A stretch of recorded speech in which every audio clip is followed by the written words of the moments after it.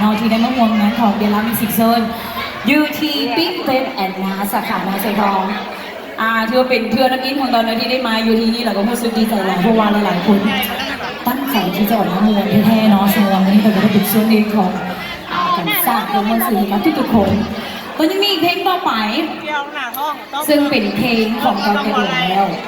ก็เลยถามก่อนว่ายูนี่นี่นะมีไผ่ทีมีแฟนและคือบ่มีบอกถ้ามือไหนมือหนึ่งเทียมขอเสียงคนมีแฟนและคือบ่มีนะไว้อย่างว่าลายเนาะบางครั้งเนาะในความสัมพันธ์ของเขาสองคนนี่นะถ้าหากว่ามือหนึ่งแล้วเขาเคยสัญญากับแบบเขาสัญญาก่อนแต่ถ้ามันโมเมนต์เขาต้องไปเลย